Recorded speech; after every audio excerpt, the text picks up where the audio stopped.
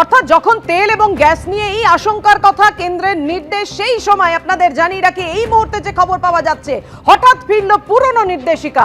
21 দিনে একটাই gas cylinder.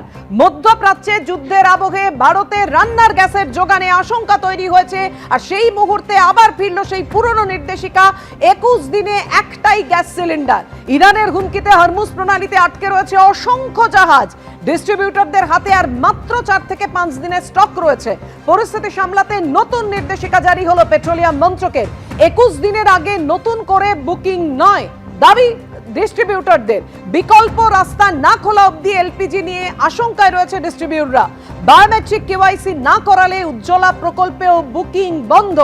নতুন স্টক না আসা পর্যন্ত কমার্শিয়াল গ্যাসেও সংকটের আশঙ্কা। তার মধ্যেই সেই পুরনো নির্দেশ আবার ফিরে এলো, অর্থাৎ 21 দিনের আগে নতুন করে বুকিং করা যাবে না। ডিস্ট্রিবিউটরদের হাতে আর মাত্র 4-5 দিনের স্টক রয়েছে, তাই পরিস্থিতি সামলাতে নতুন নির্দেশিকা পেট্রোলিয়াম মন্ত্রকের। মধ্যপ্রাচ্য যুদ্ধের আমেজে এই মুহূর্তে সব থেকে বড় বিপদ সংকেত হচ্ছে যে আগামী 4 থেকে 5 দিন গোটা দেশ জুড়ে এলপিজি গ্যাস সিলিন্ডারের স্টক রয়েছে। ফলত এখান থেকে বড় প্রশ্ন হচ্ছে যে 4 থেকে 5 দিন বাদে সাধারণ মানুষ যদি গ্যাস বুকিং করেন, তাহলে সেক্ষেত্রে দাঁড়িয়ে তারা কি সঠিক সময় গ্যাস পাবেন? এলপিজি গ্যাস সিলিন্ডার ডিস্ট্রিবিউটরদের তরফে বলা হয়েছে যে ইতিমধ্যে যে ফরমান সেন্ট্রাল গভর্নমেন্টের তরফে জারি করা হয়েছে, যেখানে 21 দিনের মাথাতে পরবর্তী বুকিং পাওয়া যাবে। কিন্তু এই যুদ্ধের যে প্রসেস বা যে প্রক্রিয়া ইতিমধ্যে চলছে, তা থেকে আরম্ভ করে এই 4 থেকে 5 দিন পরে কি পরিস্থিতি দাঁড়াবে সেটা নিয়ে কিন্তু অবশ্যই একটা সাধারণ মানুষের মধ্যে ভোগান্তি, একটা প্রশ্ন কিন্তু উঠছে। ক্যামেরা কৌশিক কর্মকারের সঙ্গে সুকান্ত মুখোপাধ্যায়, এবিপি আনন্দ, কলকাতা। আর যুদ্ধের আবহে আশঙ্কার মধ্যেই আশ্বাস দিয়েছে ভারত পেট্রোলিয়াম। পেট্রোল ডিজেল নিয়ে উদ্বেগের কিছু নেই। পেট্রোল ডিজেল নিয়ে উদ্বেগের কিছু নেই বলে আশ্বাস দেওয়া হয়েছে ভারত পেট্রোলিয়ামের তরফে। ভারতে পেট্রোল ডিজেলের সংকটের কোনো আশঙ্কা নেই। পর্যাপ্ত পরিমাণে তেল মজুত থাকার দাবি করেছে ভারত পেট্রোলিয়াম।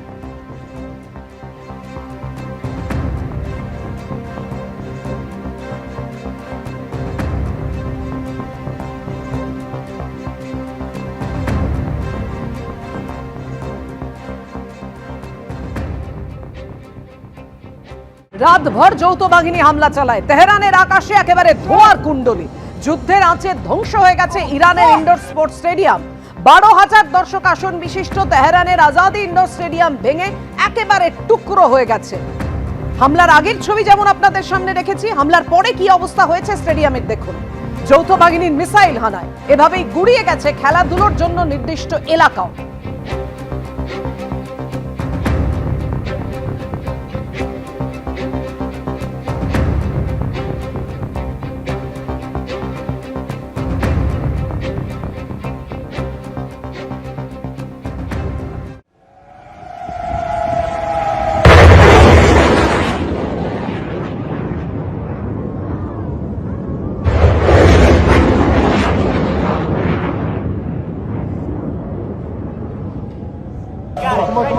Come on.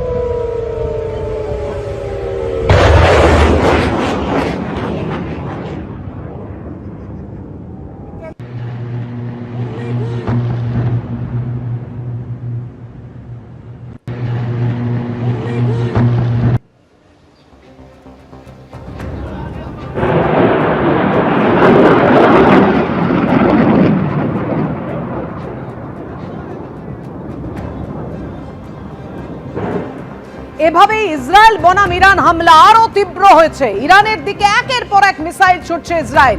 ইরানের সিরাজ শহরে পরপর মিসাইল হানা। মিসাইলের আঘাতে অন্তত 20 জনের মৃত্যুর খবর পাওয়া যাচ্ছে, আর জখমের সংখ্যা 30। শহরের নাগরিকরা, ভাবুন, যেখানে শহরের নাগরিকরা বসবাস করেন সেই জিবা শহর এলাকায় মিসাইল হানা। মিসাইল হানায় সাধারণ নাগরিকের মৃত্যু হয়েছে অভিযোগ করছে ইরান। বারবার আমরা যেটা দেখাচ্ছি, যারা উদ্বেগে রয়েছেন, আতঙ্কে রয়েছেন, যারা যেতে চাইছেন মধ্যপ্রাচ্যে এবং যারা ওইখানে আটকে পড়েছেন বিভিন্ন দেশে। ব্যারাকপুরের রোহন চক্রবর্তী এবং তার স্ত্রীর 3রা এপ্রিল জর্জিয়া যাওয়ার কথা রয়েছে। সমস্ত বুকিং হয়ে গেছে, কিন্তু সাম্প্রতিক যুদ্ধের আবহে তাদের জর্জিয়া যাওয়া অনিশ্চিত। তার সঙ্গে কথা বলেছেন আমাদের প্রতিনিধি ময়ূর ঠাকুর চক্রবর্তী। আমার সঙ্গে এই মুহূর্তে রয়েছেন সস্ত্রীক রোহন চক্রবর্তী, পেশায় সফটওয়্যার ইঞ্জিনিয়ার। 3 এপ্রিল তাদের জর্জিয়া যাওয়ার কথা। এপ্রিল নেক্সট মান্থে 2026-এ আমাদের জর্জিয়া যাওয়ার প্ল্যান ছিল। তো সেই হিসাবে সব কিছু টিকিট বুকিং করা ছিল গত বছরের নভেম্বর মাস থেকে আমাদের টিকিট সব বুকিং অলরেডি। আমরা যে এজেন্সি ওয়ান্ডাভিশনের থ্রু থেকে যাওয়ার কথা আছে তাদের থ্রুতে সব কিছু হোটেল থেকে শুরু করে ভিসা থেকে শুরু করে সব কিছু বুকিং করা, ট্রাভেল ইন্স্যুরেন্স সব কিছু বুকিং ছিল। তা এখন এই অবস্থায় এখন জানি না কী হবে সেইগুলোই। হ্যাঁ, যুদ্ধটা তো একদমই হঠাৎ করে শুরু হয়ে গেছে, আগে থেকে সেরকম কোনো প্ল্যানিং সেরকম তো ছিল না, মানে হট করে কোনো কিছুই ছিল না। সেরকম হলে আগে থেকে সেরকম হিসাবে প্রিপারেশান নেওয়া যেত, কিন্তু সব কিছু এরকম হট করে হয়ে যাওয়ার পর আর্থিক পরিস্থিতিতে একটা ঘাটতি দেখা দিয়েছেই। কারণ টিকিট যতই হোক বুকিং যেগুলো ছিল সেগুলো ক্যান্সেলেশন ফি কেটে একটা পাঠানো হচ্ছে। ভিসা প্রসেস চলছে অলরেডি, ট্রাভেল ইন্স্যুরেন্সের সব কিছু বুকিং হয়ে গেছে, সেক্ষেত্রে আমাদের পেমেন্ট হয়ে গেছে পুরো আমাদের ওয়ান্ডারভিশনকে। তো তারা অলরেডি যাওয়ার একটা প্রস্তুতি আমাদের করছে। তো সেখানে হোটেল বুকিংয়ে হোটেলের সাথে তারা তাদের যে ভেন্ডার আছে তাদের সাথে কথা বলছে। তো এইগুলো অলরেডি পুরো সেট আপই ছিল, আমরা জাস্ট যাওয়ার প্রিপারেশান করছিলাম আর কি। ইরানের আর্ম ফোর্সের ওপরও লাগাতার হামলা ইসরায়েল আমেরিকার, লক্ষ্য ইরানের মিসাইল ধ্বংস। তেল আভিভ থেকে জানিয়েছেন আমাদের প্রতিনিধি বিশাল পান্ডে। आईआरजीसी के बहुत से ठिकानों पर अमेरिका और इजराइल लगातार हमला बोल रहे हैं, क्योंकि अमेरिका और इजराइल को यह पता है कि अगर ईरान की मिसाइल शक्ति को, उनकी ड्रोन शक्ति को अमेरिका और इजराइल खत्म करने में कामयाब होते हैं तो वो ईरान में सत्ता परिवर्तन करने की दिशा में आगे बढ़ जाएंगे।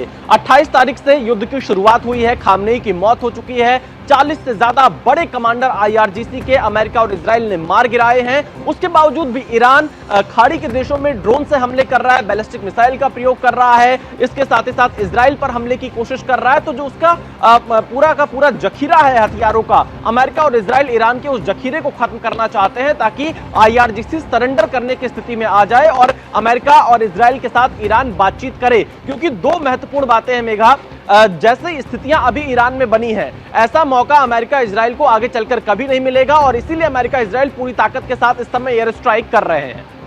एबीपी आनंद एगिए थाके एगिए राखे।